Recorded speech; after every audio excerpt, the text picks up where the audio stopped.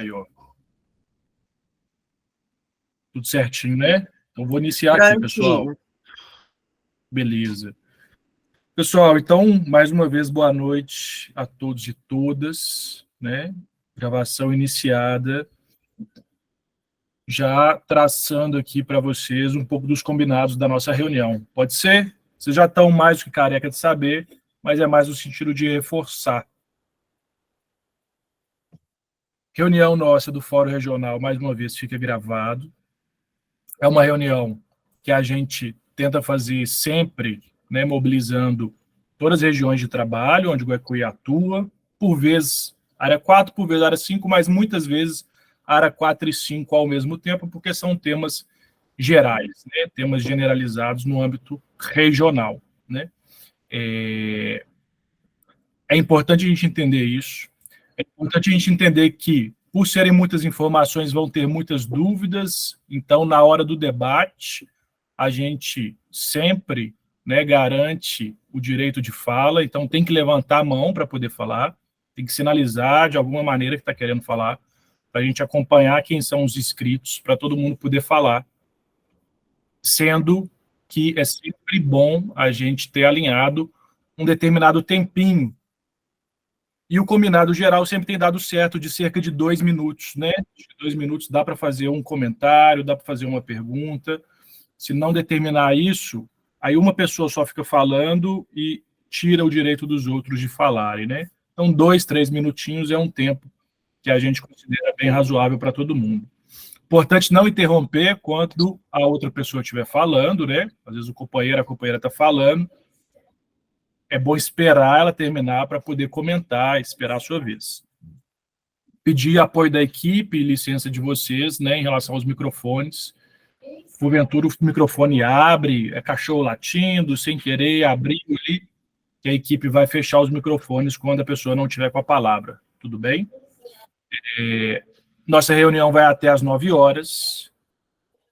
Caso o que você ou alguém aqui, né, queira ter falado e não conseguiu, a gente pede, né, que reporte isso depois para o Guaicuí, para os técnicos de campo, enfim, das demais formas que vocês encontrarem, para a gente esclarecer as dúvidas de vocês. Tudo bem?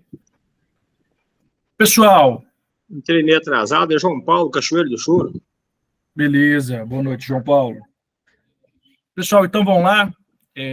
Reunião de hoje, a gente vai tratar do plano de trabalho. Então, só para dar uma introduzida rápida aqui, a gente vai dividir a reunião em 2 grandes blocos, tudo bem? Primeiro bloco, primeiro momento, a gente vai tratar das questões do acordo. Num segundo bloco, no segundo momento, a gente vai tratar as questões do processo, da liquidação, das indenizações individuais, beleza? Eu vou fazer só uma introdução e a equipe vai trazer o conteúdo. Mas por que a gente vai trabalhar sobre, né, mais uma vez, o plano de trabalho? Vejam bem, pessoal, vocês já estão acostumados, né? A caminhada não é fácil e cada dia um passo, uma etapa diferente. Final do ano, a gente teve muita coisa, né, que ocorreu no final do ano passado. Boa noite. Boa noite. Sobretudo encontro de comissões, onde a gente tirou muita coisa. Essa é a primeira atividade nossa de maior peso, assim, do ano, né, com uma grande mobilização. E esse momento é um momento muito importante, nesse quesito da agora do plano de trabalho. Primeiro, a gente não pode esquecer que a gente está no mês de janeiro, né? A gente está no mês que, há 5 anos atrás, ocorreu esse crime, ocorreu essa tragédia, ocorreu o rompimento da barragem em Brumadinho. E que mudou a vida de todos vocês, mudou a vida das pessoas que moram de Brumadinho até a calha do Rio São Francisco, né? Uma série dos mais diversos impactos, dos mais diversos danos. Isso é extremamente sério, então a gente sempre tem que relembrar essa data. Esse período é um período sensível e que a gente tem que transformar toda a nossa indignação, tristeza, insatisfação, né? Todos os desafios que a gente encontrou por aí, transformar em mudança. Para fazer isso, a gente precisa de se organizar. Funciona estranho, filho. E para se organizar, a gente precisa de estar participando, né? Então, a importância de vocês estarem aqui e a importância de vocês repassarem depois nos grupos, nas reuniões, para as pessoas que não estiveram aqui, né? É só dessa forma que a gente vai conseguindo avançar nos processos. Então, vou relembrar rápido aqui, pessoal. Não sei se vocês vão recordar, em março de 2023, em março do ano passado, a gente recebeu um comunicado muito forte, muito pesado para a gente, de um corte orçamentário no nosso plano de trabalho, de 48%, quase 50%. Isso é um impacto violento em qualquer construção coletiva, em qualquer organização que trabalha com o povo. Bom, esse impacto gerou para a gente uma série de consequências. Vocês vão lembrar, tivemos que dispensar boa parte de profissionais, né, demissões de uma equipe boa que a gente tinha. Tivemos que fazer uma série de outros ajustes que não estava dentro do esperado. O que aconteceu? Em julho de 2023, nesse contexto, surgiu a ideia do termo de compromisso. O que foi isso? As 3 assessorias técnicas que atuam na Bacia entenderam o seguinte: olha, não dá, dialogando com as instituições de justiça, né? Não dá para a gente caminhar dessa forma. Como assim vem um corte do nada de quase 50%? Isso atrapalha o nosso trabalho, isso prejudica as pessoas atingidas. Nenhuma organização se sustenta com essa instabilidade, né? Da onde que vem esse corte? Por que veio? Né? Qual que é a justificativa? Então, o termo de compromisso surge numa ideia de criar uma segurança maior, uma segurança jurídica, e determinar, olha, não vai haver mais esse tipo de corte, o dinheiro vai ser esse, as condições de trabalho vão ser essas, e o tempo de atuação da assessoria técnica é esse. Então, sim, esse termo surge justamente para trazer segurança e estabilidade. Bom, não queremos estender demais, após esse termo, no mesmo mês, o Guaicuí mobilizou vocês, fizemos um fórum regional. Nesse fórum, o que a gente trouxe? Discutimos o contexto de instabilidade com vocês, discutimos que o termo de compromisso tinha sido assinado e agora a gente entraria num processo de maior estabilidade, com menos recurso, infelizmente, com menos equipe, menos recurso, mas com estabilidade.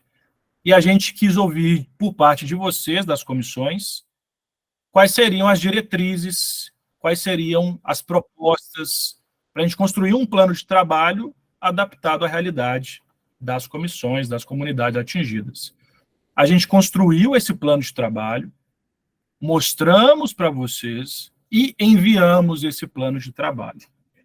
Depois disso, o que aconteceu? A gente teve, depois de enviado, a CANF, a gente vai falar um pouquinho dela aqui hoje, a Coordenação Metodológica Finalística, e as IJs avaliaram o plano e cobraram da gente alguns ajustes. Fizemos os ajustes e depois eles deram ok, falou, o plano está aprovado. Então, a gente vai trazer aqui para vocês hoje esse contexto de plano aprovado com esses ajustes, né? Então, é importante essa atenção para vocês verem que agora o plano aprovado é a forma que a gente vai trabalhar com vocês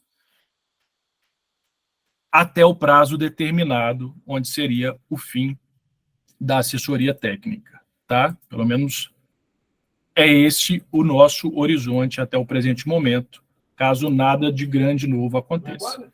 Nesse sentido, já passa a palavra aqui para o Marcos Vinícius, o Marcão, para ele já iniciar o conteúdo.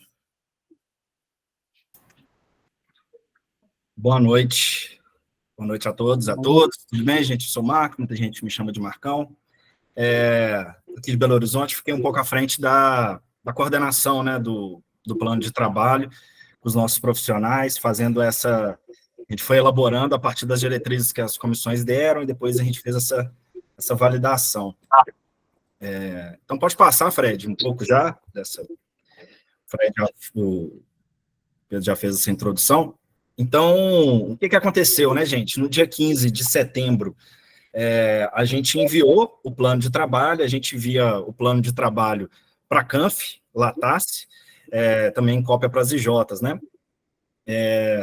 No período determinado, né? O período determinado era o dia 15 de setembro, a gente enviou esse plano. A partir disso, né, a CANF Latace, vamos relembrar um pouco a nossa coordenação de acompanhamento metodológico e finalístico, ela coordena, de certa maneira, as 3 ATIs, às vezes participa aqui com a gente aqui no fórum. Estava até ontem ou anteontem, lá no Recanto do Laranjo, não sei se eu vi que acho que a Ilanete estava aqui, a Latace é a empresa, né, que foi contratada pelas IJs para fazer esse papel de CANF, né, CANF, coordenação, acompanhamento finalístico e metodológico das ATIs. E ela, então, ela teve uma certa incidência no plano, né, durante a elaboração, ela foi acompanhando essa construção com a gente, uma incidência muito técnica, né, gente, de formatos, orçamentos, de planilhas e tudo mais, de banco de dados, é uma incidência muito técnica que a CANF faz. E aí, após a entrega, a CANF analisou esse plano de trabalho e escreveu um parecer para as IJs sobre os planos de trabalho das ATIs. No caso do Instituto Guaicuí, lá pelo final de outubro, a gente recebeu de volta uma manifestação das IJs sobre os planos de trabalho a partir do parecer da CANF, né, esse parecer que ela fez sobre os nossos planos de trabalho. E nesse parecer, que as IJs apoiaram, né, legitimaram e tudo mais, reforçaram o parecer da CANF, estava recomendando 17 ajustes para a gente fazer no plano de trabalho entregue. E com um prazo de 15 dias, mais ou menos, que a gente tinha para fazer esses ajustes, né? Bom, esses ajustes foram organizados ali em condicionantes e recomendações. Mas, basicamente, o que é? Bom, ajustem, porque essas são as condições para o plano de trabalho ser aprovado. E aí foi muito rápido, né? Foi 15 dias, não deu tempo de continuar o nosso processo participativo aqui para discutir sobre esses ajustes que a CANF pediu. Mas esses ajustes geraram muito em torno de questões de formato de planilha, de banco de dados também, enfim, são coisas técnicas, né, que a gente vive falando aqui, mas a maioria delas geraram em torno também da curva de desmobilização. Esse foi o principal impacto. Então, no plano de trabalho, a gente fez uma curva de desmobilização, isso é, o número de profissionais que a gente tem hoje e como que esse número de profissionais vai estar no próximo semestre e no ano que vem, né? O plano de trabalho, lembrando, ele se trata dos 6 meses de 2023, isso é, do último semestre do ano passado, e 2024 inteiro e 2025 inteiro. Sobre esses 30 meses o plano de trabalho que a CANF analisou. Então, a partir das diretrizes e do que a gente apresentou, a gente colocava um número de profissionais maior, né, um número de profissionais próximo do que a gente tem hoje. A gente faria uma pequena desmobilização esse ano, e ter um número de profissionais bem menor em 2025. Por quê? A gente queria, a partir daquele barquinho que a gente mostrou e tudo mais e tal, a gente queria trabalhar muito essa questão do controle social, né, dos eixos, do 1.1, do 1.2 e tudo mais. Então, isso ia precisar de muita força dos nossos profissionais da ATI para assessorar, né, as comissões para tomarem um controle, né, e as informações desses eixos.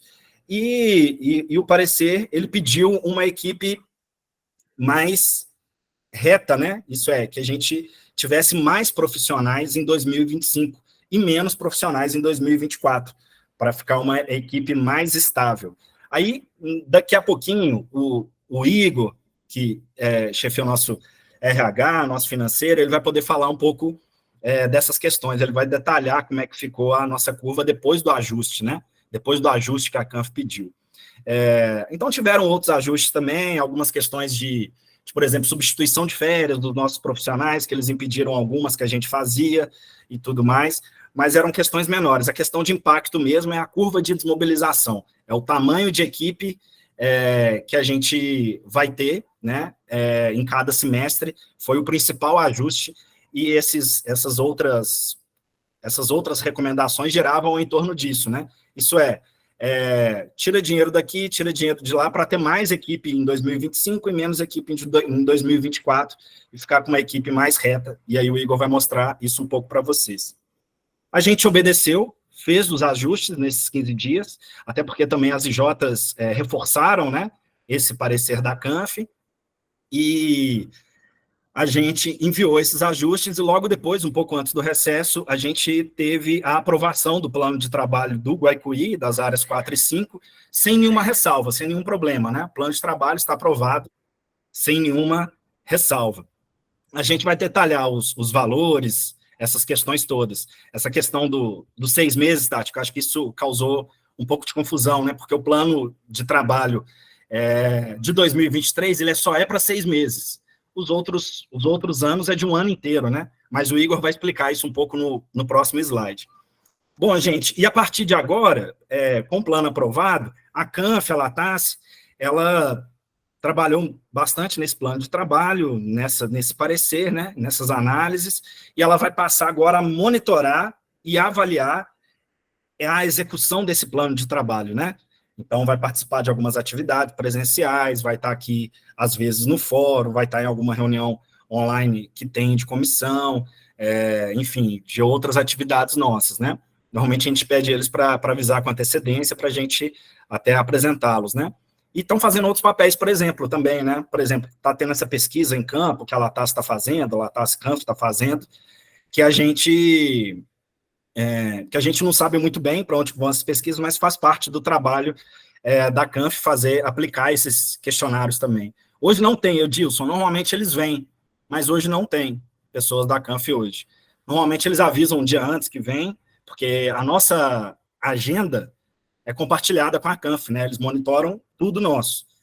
É importante dizer isso, viu, gente? O controle nosso, hoje em dia, eu já vou terminar, ele está muito forte, de maneira geral, né? Assim, a gente tem a Ernst Young fazendo todo o acompanhamento financeiro, auditoria, e a CANF também monitorando até a hora trabalhada, né? Então, a hora trabalhada de cada profissional, a gente tem que enviar para a CANF o que a gente fez, né? Tanto para a Ernst Young quanto para a CANF. Então, a gente está nesse nível de controle.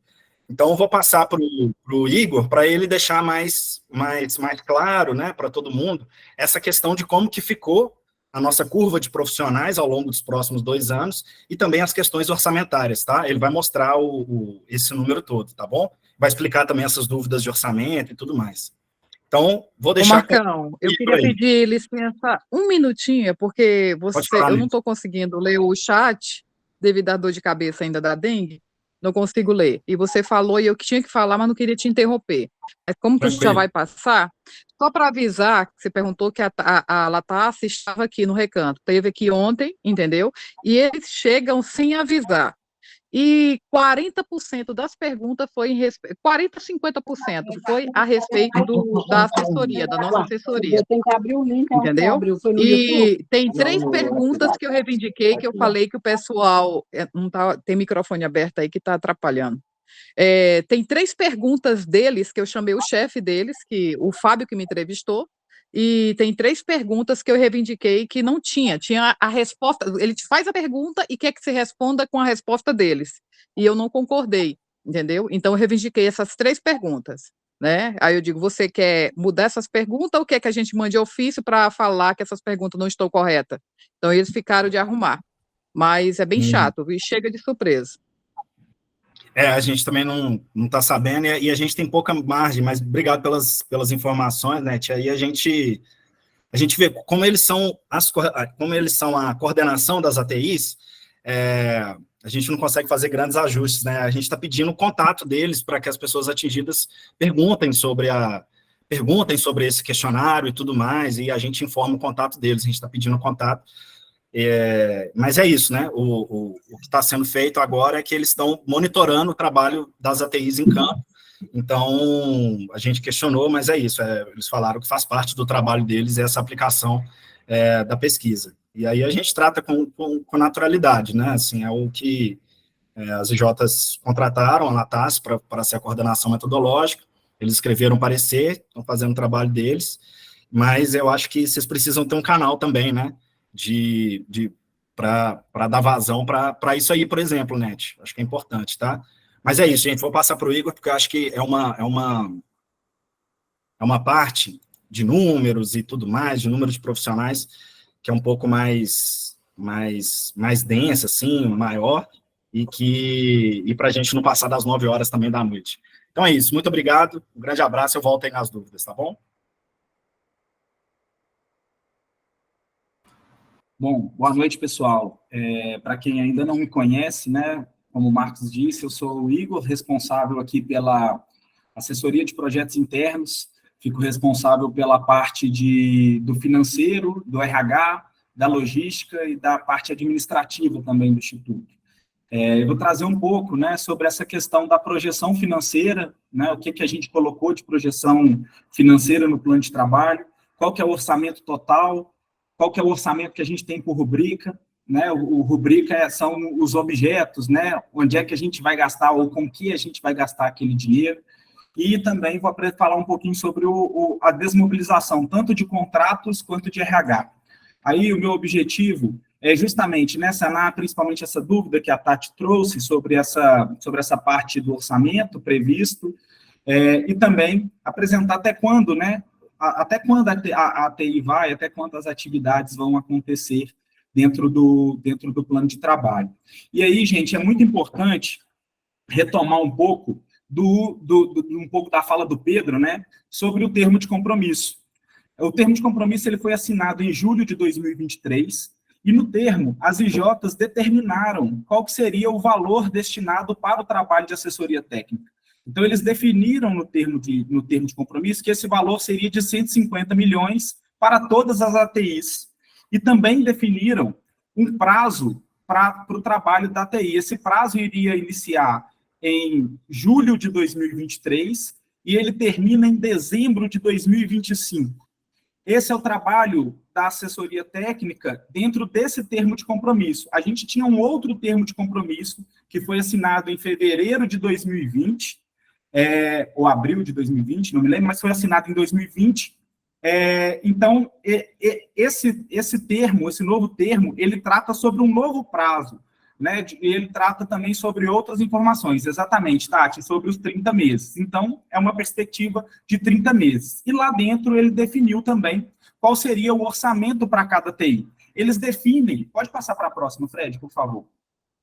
Eles definem o orçamento total de cada TI, e eles definem também que os repasses eles vão acontecer de forma semestral. E aí, dentro dessa configuração do que as IJs colocam, eles definiram que o orçamento da R4 seria de R$ 15.755.000, e esse orçamento seria dividido nos próximos semestres. Então, a gente receberia uma parte em cada semestre. Essa parte também, ela é apresentada no plano de trabalho, então a gente, do Instituto, faz a requisição, né, de quanto que a gente precisa por semestre, para que fazer essa distribuição para todas as assessorias.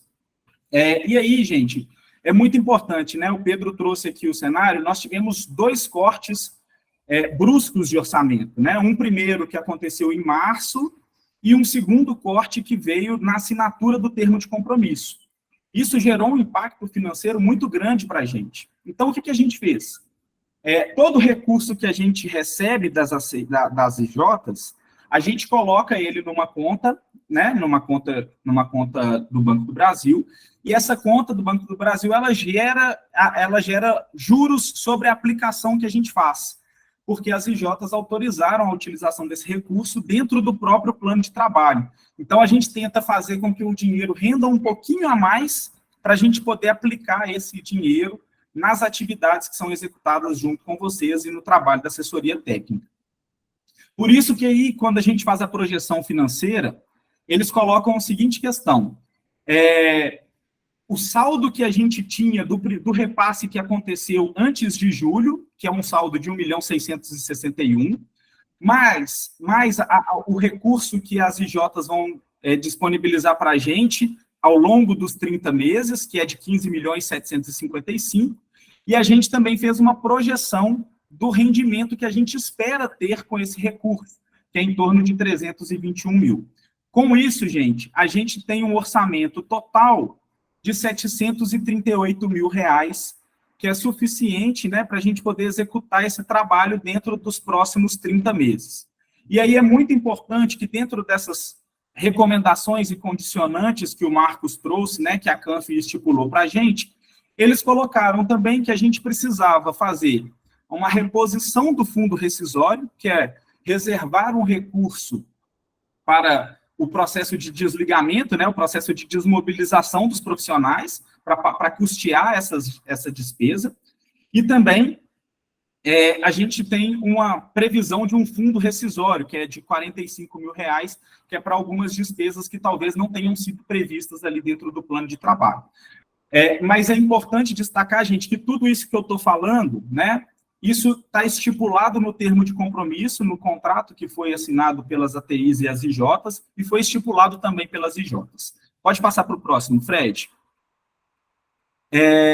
Aí, aqui é o da R5, né? A gente tem a separação, são duas áreas diferentes, com orçamentos diferentes. Então, na R5, gente, nós tínhamos, acho que alguém mudou a projeção, gente. Fred, se você puder voltar com ela, por favor. Na R5, nós tínhamos, né, um saldo em 1/7, 1.215.000. A previsão de repasse dos recursos das IJs para os 30 meses é de 30.760.000.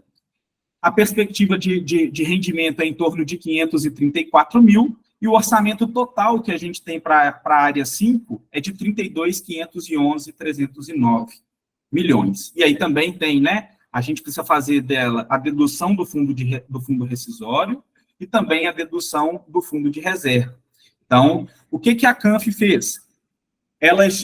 Esse quadro que eu estou mostrando para vocês, ele está no plano de trabalho, e é o orçamento total que nós temos para a execução aí dos próximos 30 meses. Fred, pode passar, por favor. Aí, Tati, aqui eu venho responder aquela sua dúvida, tá? Como é que vai acontecer esses repasses, gente? As IJs estipularam que a primeira parcela que a gente recebeu no ano passado era de 35%, o que corresponde a 5.518.000 na R4 e 10.773.000 na R5. Beleza? E aí ela falou assim, olha, vocês vão apresentar o plano de trabalho e no plano de trabalho vocês vão precisar colocar as informações do que vocês precisam receber nos próximos semestres. Só que esse valor que vocês vão pedir, eles não podem ser maior do que 30% do orçamento e nem menor do que 10%. Como a gente teve o corte do orçamento, a gente pensou, vamos pedir o máximo possível nos próximos semestres para que a gente possa trabalhar com o rendimento. Então, a gente pediu, no primeiro semestre de 2024, 30% do recurso, que corresponde a 4.725.000 na R4 e 9.225.000 na R5. E 15% no segundo semestre de 2024, que é 2.362.500 na R4 e 4.612 na R5. Aí que vem a confusão, gente. No segundo semestre de 2023, a gente recebeu dinheiro proporcional a um semestre, que era o segundo semestre. No ano de 2024, a gente recebe o dinheiro proporcional a 2 semestres. Então, aqui, ó, se vocês olharem aqui na perspectiva abaixo, né, na perspectiva anual, a gente tem 2023, a gente recebe 5.518.000 na R4 e na R5 a gente recebe 10.773.000, mas é um orçamento que é semestral, né? Ele recebeu no semestre. Mesmo que a gente faça caixa e vá utilizando esse recurso ao longo do tempo. Em 2024, a gente recebe 7.087.000 na R4 e 13.837.000 na R5. só que é um recurso proporcional a todo o ano de 2024. Então, obviamente, ele acaba sendo maior do que do ano de 2023, porque ele é para um período maior. E no ano de 2025, a gente recebe o recurso de 3.150.000 em 2025 e também recebe o de 650 na área 5. Lembrando, gente, que esses recursos, né, esses valores, é uma parte daquele total que foi estipulado pelas IJs, né, que é do total de 15.755.000 na R4 e de 30.760.000 na R5. Beleza? Então, é isso. Fredão, passa para o próximo, por favor. Bom, gente, e aí com o que a gente gasta, né? Como é que a gente gasta esse dinheiro? A gente tem um negócio que a gente chama de orçamento por rubrica. A rubrica é o objeto onde a gente vai empregar esse recurso. Então, a gente precisa, quando a gente escreve o plano de trabalho, a gente precisa prever tudo que vai acontecer até o final de 2025 e para que a gente vai precisar de recurso. Obviamente que a gente tem um histórico de 3 anos, né, de muito acúmulo de conhecimento, que deu para a gente uma base para a gente poder construir esse plano de trabalho. Então, a gente distribuiu esse recurso da seguinte forma. A gente usa para alimentação da equipe e alimentação das pessoas atingidas nas atividades que a gente executa com vocês. A gente utiliza para alocação de espaços, né, para espaços participativos.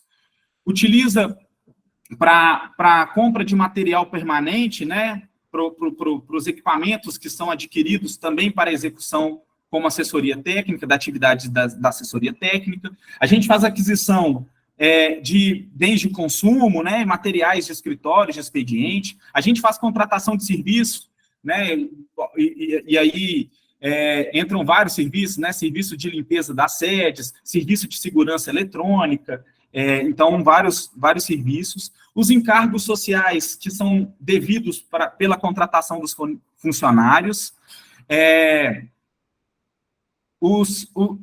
transporte, né, aquelas vans que a gente contratou no encontro de comissão, os veículos que a gente utiliza no dia a dia para fazer o transporte da equipe e de vocês, para custear despesas de viagens, para pagar o salário das pessoas que trabalham com a gente, para pagar tributos e outras coisas, né? Então, tudo isso está descrito aqui para pagar o fundo de reserva e também para provisionar. Então, aqueles 17 milhões, né, aquele valor que eu apresentei lá no orçamento, que vai ser o que a gente vai ter do recurso repassado pelas IJs, mais os rendimentos, a gente distribui esse recurso dentro dessas categorias. Eu sei que ficou pequenininho, gente, mas como são muitas informações, infelizmente não tem jeito da gente deixar isso, né, de colocar essas informações um pouco maior.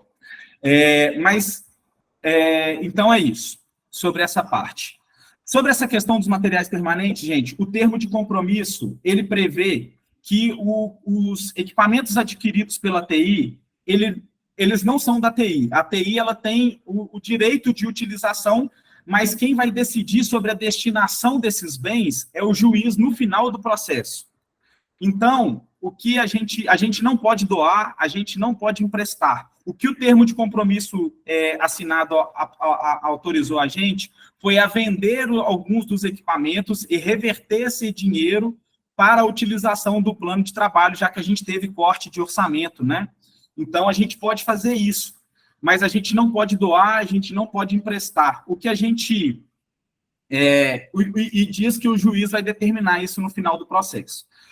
O que a gente tem pensado, né, estamos construindo esse processo para poder tentar ver se as IJs ou o juiz, ele disponibiliza uma doação antes do final do processo, mas a gente ainda está num trabalho de construção, gente, sobre esses procedimentos. Beleza? Fred, pode passar para o próximo, por favor. Aí, aqui, né, gente, eu tinha passado o orçamento por rubrica da R4, agora é o orçamento por rubrica da R5. Bom, e aí, pode passar para a próxima, Fred. Bom, eu entendo, viu, Tati? Entendo essa questão, mas, infelizmente, isso não é uma decisão das ATIs, né? Isso é uma determinação que foi feita pelo juiz e pelas IJs no termo de compromisso. Então, a gente precisa tentar construir algumas soluções para a gente conseguir essas possibilidades. Mas a gente já está em discussão, tá, gente? A gente já tem isso no radar e a gente já está em discussão com o jurídico para a gente poder construir algumas possibilidades, tá bom? Bom, gente, e aí existem também a pergunta, né? Mas até quando a TI fica com a gente, né? Até quando vai ter pessoas junto com a gente?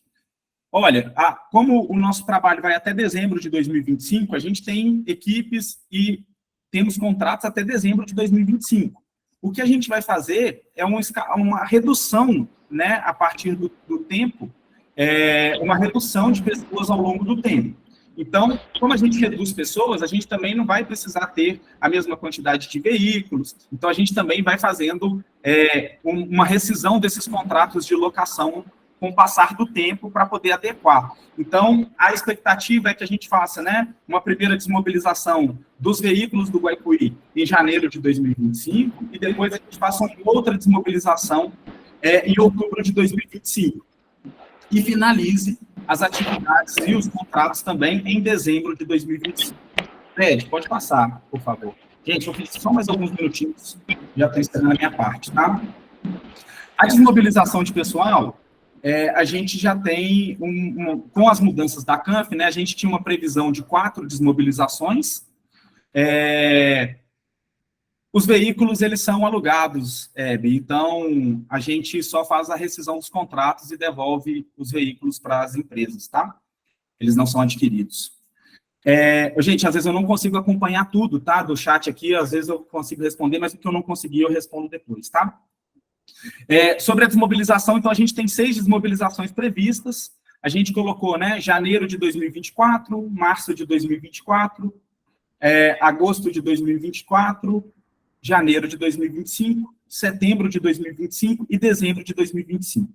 Mas nós teremos pessoas do Instituto Guaicuí até o final do processo, né? Até o final do projeto, desculpa, que é até dezembro de 2025. E aí, na próxima tela, pode passar, Fred. Aí, vocês vão conseguir visualizar. Em 2023, né, que no semestre que passou, a gente tinha uma média de em torno de 149 trabalhadores. Então, esse quadro aqui também ficou um pouco pequeno, né? Peço desculpas.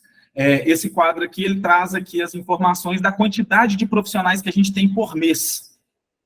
Então, no ano de 2023, no segundo semestre de 2023, ele tem uma média, né? Uma média de 149 trabalhadores. No ano de 2024, durante todo o ano, a gente, com aquelas desmobilizações que eu falei anteriormente, a gente tem uma média aí de desmobilização, e aí tem um número de trabalhadores em torno de 104 trabalhadores ao longo de 2024. E no ano de 2025, a gente tem uma redução. Desculpa. Foi qual, Hebe, que eu falei? Qual termo que eu falei isso? Foi quando você fala dessa desmobilização dos veículos, muita gente não sabe, né? Tá. Eu mesma, por exemplo, eu achei que os veículos eram de vocês. Quando tiver um linguajar mais técnico, é o combinado, explica para as pessoas entenderem. Obrigada. Beleza, desculpa, Hebe. É que eu estou preocupado com o tempo, porque eu já estourei meu tempo. A desmobilização de veículos, gente, é a rescisão dos contratos que a gente tem com as empresas de locação. Então, a gente faz a rescisão do contrato e devolve os veículos para as empresas. Rescisão de contrato de locação, de imóvel. A gente faz a desmobilização de imóvel, a gente faz a rescisão do contrato dos imóveis e devolve, né, os imóveis para os proprietários ou para as empresas que a gente alugou. Então, isso que a gente chama de desmobilização, né? É a rescisão do contrato. E a mesma coisa é a desmobilização de RH, né? É a rescisão do contrato com os profissionais, com os funcionários contratados. Desculpa, viu, Hélio? Desculpa, pessoal. Bom, então, e aí em 2025 a gente tem uma média de profissionais de 62 profissionais. Só que a expectativa é que nos últimos meses de 2025, né, a partir ali de outubro, a gente tem uma equipe menor para que a gente possa estar finalizando o projeto, né? Essas decisões, gente, de desmobilização também não é uma decisão do Guaicuí, é uma decisão das IJs, foi estipulado pelas IJs que a gente deveria encerrar o projeto em 2025, e que a gente deveria apresentar uma desmobilização ao longo do período, e que a gente deveria diminuir a quantidade de pessoas ao longo do período. E aí, gente, eu estou passando aqui dos orçamentos, eu estou falando sobre as pessoas, por quê? Porque tudo isso que a gente faz, né, tudo isso que eu apresentei, ele é empregado nas atividades que a gente executa com as pessoas atingidas, com vocês, com as atividades que são realizadas. E aí essas atividades vão ser apresentadas agora pelo Tiago. E, gente, boa noite para vocês. Já sei que tem muitas mãos levantadas aí, com muitas perguntas.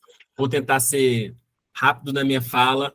Vou tentar seguir o conselho da Hebe, evitar qualquer termos técnicos, mas, por favor, me ajudem nisso também. Quando eu, por acaso, escorregar nisso aí, vocês me ajudem, por gentileza, que eu repito, do jeito que vocês acharem melhor. Então, eu vou falar agora o que estamos fazendo, né? Porque o plano foi entregue dia 15 de setembro. Desde lá, a gente vem executando esse plano, que só foi aprovado em dezembro, agora, de 2023. Fred, pode passar, por gentileza, vamos direto ao assunto aqui.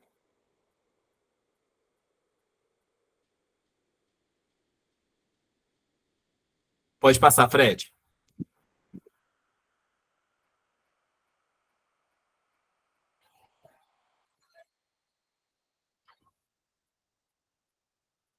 Será que o Fred travou?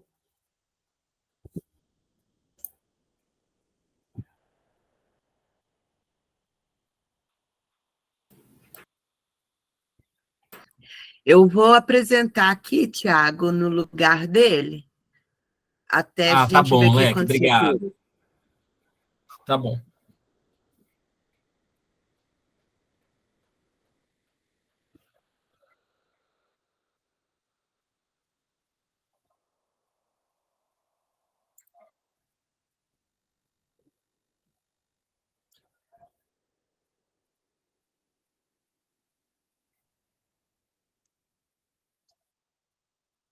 Pode passar, Leque, obrigado.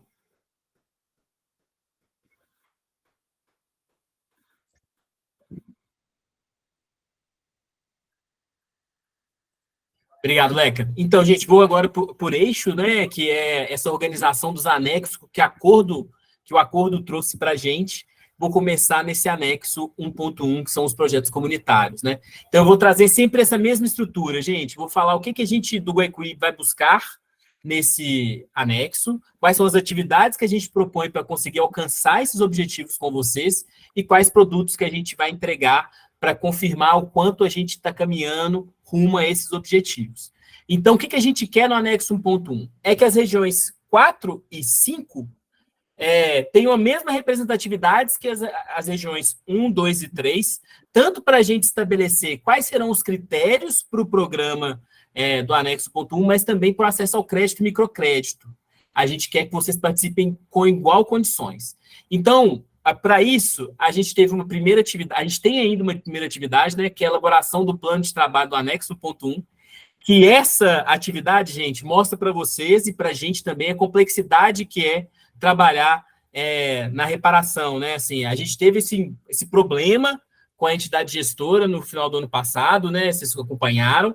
Ela entrou, saiu, entrou de novo e ainda não conseguiu trazer o plano do anexo 1.1 para execução do anexo 1.1. Mas o que a gente quer com essa atividade? É que vocês contribuam para a construção do plano de trabalho do anexo 1.1. Mas essa atividade está parada no momento, né? Estamos aguardando a entidade gestora para isso. E depois, gente, o anexo 1.1 tem várias etapas. Então, tem uma etapa que é a elaboração do plano de trabalho, depois vai ser uma etapa para a elaboração dos critérios para acesso do programa de crédito e microcrédito, mas também os projetos. Então, o GoEqui quer que vocês consigam participar dessas etapas também. E aí a gente procura fazer espaços participativos para escutar a contribuição que vocês têm para a gente conseguir fazer os critérios para acesso ao programa. E não só acesso ao programa, mas depois que vocês tiverem acesso ao programa, tem toda uma etapa que é de acompanhamento da execução dos projetos, mas também depois de fiscalizar o que foi feito. A gente gostaria que vocês estivessem participando disso também. E, junto com essa atividade, a gente gostaria de dar apoio técnico, não só espaços participativos, para que vocês discutam sobre melhores critérios, ou que consigam participar do programa, mas também que vocês participem dos espaços que serão discutidos. Esses espaços serão discutidos quando a entidade do anexo 1.1 tiver já pessoas participando para a atuação do anexo 1.1, a gente quer apoiar vocês que participem dessas discussões, representando as pessoas atingidas. E a gente gostaria de dar esse apoio técnico para vocês. Esses 2 produtos que eu falei, que são os espaços participativos e o apoio técnico para a governança, a gente vai entregar todo semestre um produto que é mostrar como que foi essa execução, esse acompanhamento com vocês. Uma outra atividade que a gente faz é essa formação sobre o anexo 1.1. A gente utiliza muito um encontro que chama 2D de prosa. E esse 2D de prosa tem discutido muito o anexo 1.1, que a gente quer deixar vocês sempre informados sobre o que tem acontecido no anexo 1.1, mas também formar vocês para as próximas etapas do anexo 1.1. E esse semestre agora, a gente vai entregar agora dia 19, amanhã, certo? Ou dia 23, esse plano de formação para o anexo 1.1 do primeiro semestre de 2024, para vocês já saberem com antecedência quais vão ser todas as formações do primeiro semestre para poderem participar. E depois a gente acaba fazendo como que foi essas atividades e faz um produto para mostrar como que foi desenvolvido. Os 2 últimos projetos do anexo 1.1, que é a proposição de projetos do anexo 1.1 e o crédito e microcrédito para o anexo 1.1, a gente precisa primeiro do desenvolvimento desse plano de trabalho do anexo 1.1 para a gente iniciar.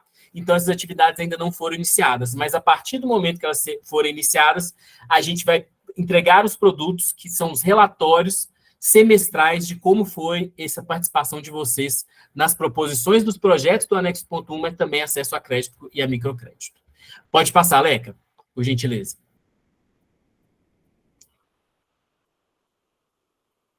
Vamos para o anexo 1.1, gente, 1.3.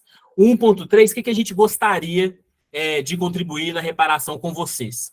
É que a gente consiga entender o que se passa no anexo 1.3. Hoje em dia, não sei como é que vocês estão em relação a isso, mas me parece que todo mundo tem dificuldade de saber quais são os projetos que estão sendo executados para o anexo 1.3. Então, o que a gente gostaria de fazer com vocês? Criar espaços junto com as prefeituras para saber como que tem sido acompanhar os projetos, como tem sido monitorar os projetos e, quem sabe, a gente até influenciar nas decisões sobre os projetos. Né? Então, essa primeira atividade, que são espaços participativos para o anexo 1.1, o que a gente gostaria de fazer?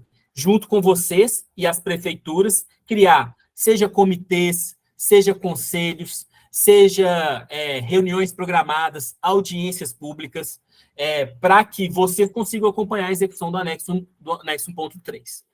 No termo de compromisso, as IJs colocaram muito o anexo 1.3 em relação aos PCTs, e a gente quis destacar isso no plano de trabalho, então a gente tem duas atividades vinculadas aos povos e comunidades tradicionais, que é o apoio técnico ao anexo 1.3 para os povos e comunidades tradicionais, que é a gente responder essas demandas que os comprometentes enviam, né, que são as instituições de justiça, mais governo do Estado, enviam para os PCTs, a gente vai dar todo esse apoio, e também a gente acompanha os PCTs em reuniões com esses órgãos quando solicitados.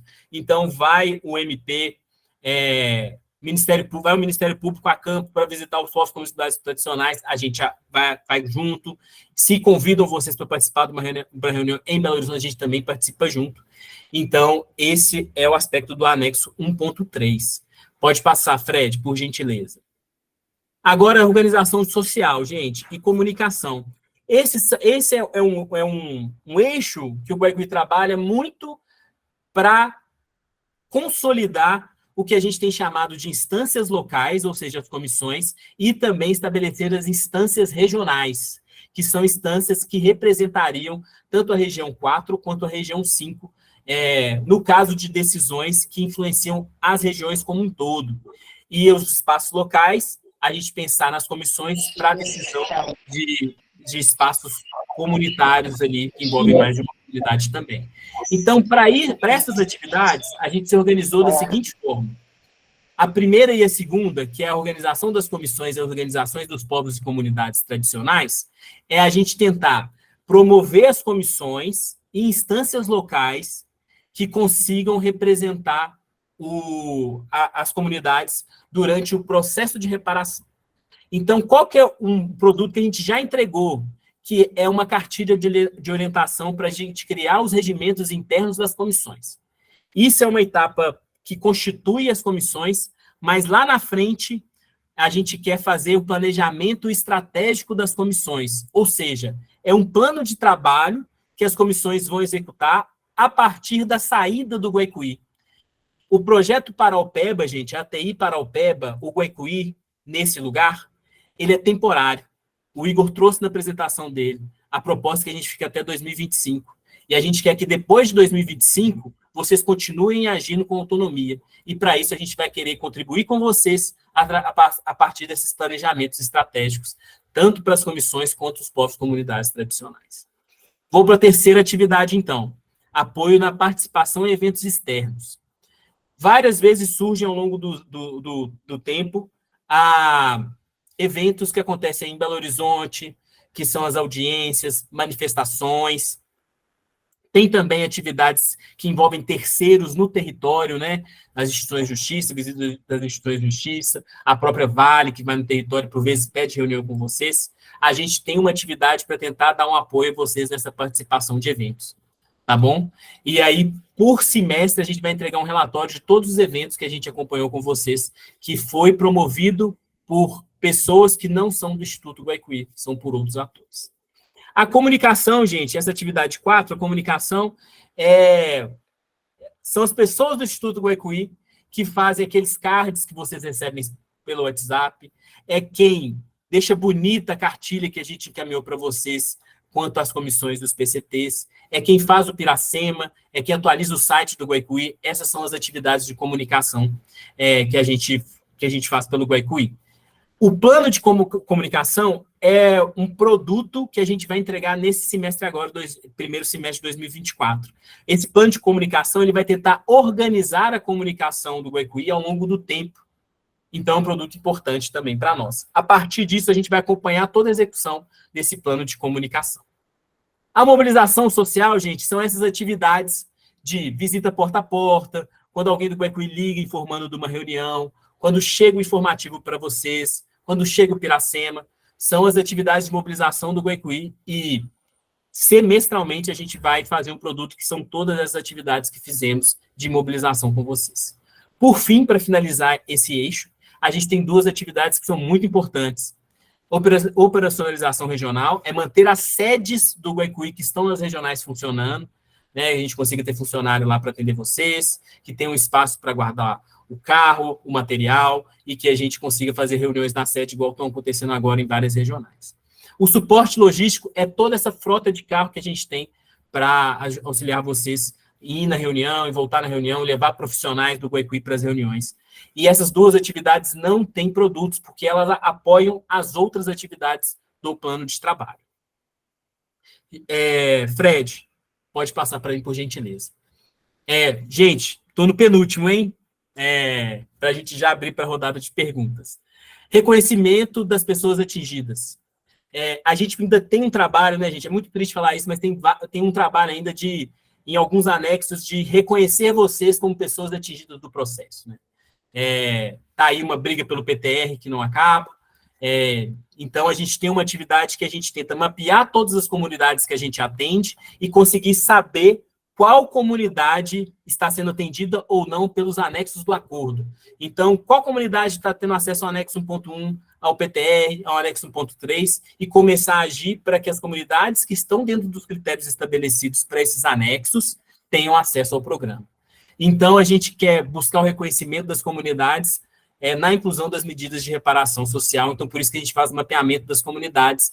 E agora a gente já vai soltar esse produto, que é a listagem de localização, caracterização das comunidades e como que elas estão em relação aos anexos. E depois disso, a gente vai acompanhar para tentar incluir as comunidades dentro do acordo judicial. Fred, pode passar. PTR, né, gente? O PTR está aí, grande dificuldade, tivemos um problema no início do ano aí, com a FGV atrasando os pagamentos. É um anexo que sempre dá um trabalho, e a gente tem duas atividades nele, uma focada para o atendimento individual e familiar e outra voltado para as comunidades e comissões. Mas o que a gente gostaria de conseguir com vocês alcançar no anexo 1.2. É que a gente tenha respostas concretas sobre o que está acontecendo em termos do PTR, tanto na região 4, na região 5. A gente quer saber por que está tendo indeferimento e conseguir os deferimentos, né, do acesso ao programa de transferência de renda.